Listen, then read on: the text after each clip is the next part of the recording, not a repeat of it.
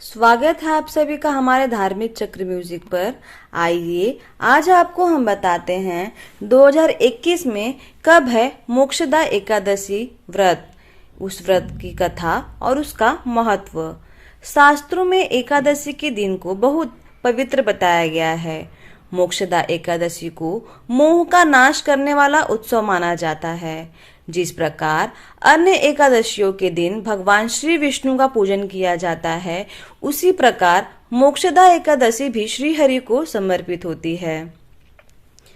ग्रंथों में लिखा गया है कि द्वापर युग में महाभारत के समय श्री कृष्ण ने अर्जुन को जब गीता का ज्ञान दिया था, तब मोक्षदा एकादशी का ही समय चल रहा था। इसलिए इसे गीता जयंती के नाम से भी जाना जाता है। इस दिन रखे गए व्रत से मनुष्य समस्त पापों से मुक्त हो जाता है। मोक्ष को प्राप्त करने के लिए इस व्रत को सभी व्रतों में श्रेष्ठ माना गया है। इस व्रत को करने से अनंत गुना फल मिलता है, इसलिए इसे पूरे विधि विधान से करना चाहिए और पूरे अनुष्ठानों का पालन करना चाहिए। भारत के कुछ राज्यों में इस एकादशी से संबंधित परंपराएं कुछ अलग होती है। इस दिन भगवान श्री विष्णु के साथ साथ उनके 8वें अवतार श्री कृष्ण जी की अलग से पूजा की जाती है।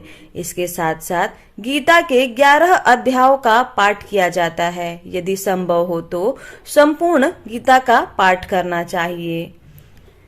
मार्गशीर्ष मास में मनाई जाने वाली इस एकादशी को शुक्ल पक्ष में आने वाले एकादशी तिथि के दिन मनाया जाता है। पारण मुहूर्त में व्रत को खोलना चाहिए। व्रत खोलने के लिए सबसे शुभ समय माना जाता है।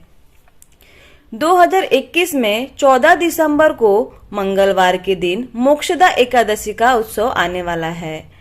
वर्ष के अंत में आने वाली इस एकादशी में 2 घंटे और 4 मिनट की अवधि का पारण मुहूर्त होता है। 13 दिसंबर सोमवार की रात 9:32 पर एकादशी की तिथि का शुभारंभ हो जाएगा और मंगलवार की रात 11:35 पर इस एकादशी तिथि का समापन होगा।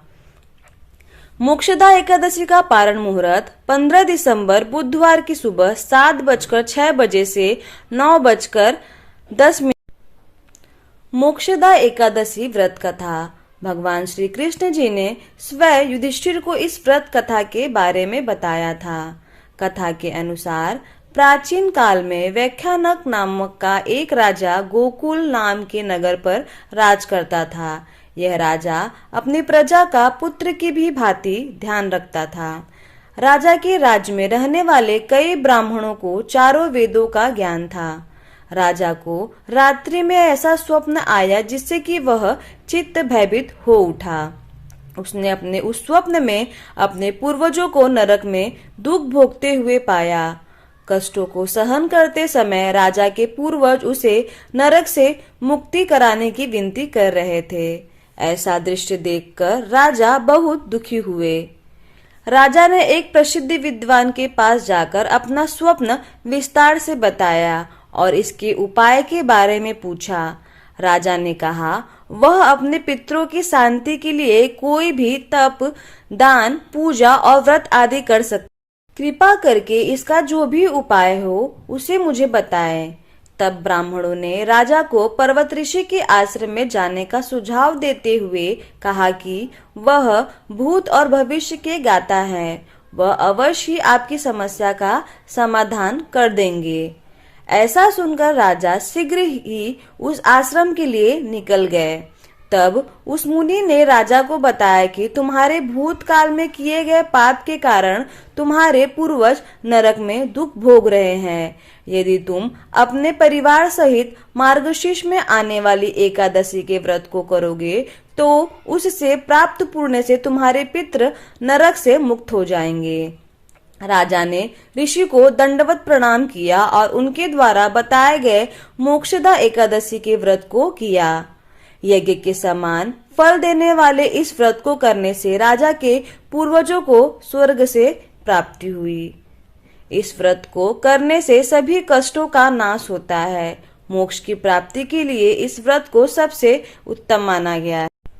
मोक्षदा एकादशी का महत्व। भारत में इस पर्व को अधिकतर स्थानों पर गीता जयंती का उत्सव मानकर श्री कृष्ण, महर्षि व्यास और पवित्र ग्रंथ श्रीमद् भगवत गीता का पूजन किया जाता है। वहीं दूसरी ओर इस एकादशी में भगवान श्री विष्णु को पूजा जाता है। इसलिए हिंदू धर्म में इस दिन का विशेष महत्व होता है। यह दिन पितरों के पूजन के लिए भी उत्तम माना जाता है। कहा जाता है कि इस दिन विधि विधान से किए गए कर्म कांड से पूर्वजों को मोक्ष प्राप्त होता है और उनका आशीर्वाद मिलता है। इसी दिन जब अर्जुन अपने कर्तव्य पथ से विचलित हो रहे थे, तब विष्णु अवतार श्री कृष्ण ने कुरुक्षेत्र में 45 मिनट तक गीता का उपदेश अर्जुन को दिया था। मोक्षदा एकादशी के दिन गीता को पढ़ा जाता है और उसमें दिए गए उपदेशों को जीवन में धारण किया जाता है। हिंदू अपने इस धर्म ग्रंथ को लाल वस्त्र में लपेटकर पूजा स्थल में रखते हैं। हिंदू पंचांग के अनुसार यह वर्ष की अंतिम एकादशी होती है और गीता जयंती भी इसी दिन आने के कारण यह दिन बहुत महत्वपूर्ण हो जाता है।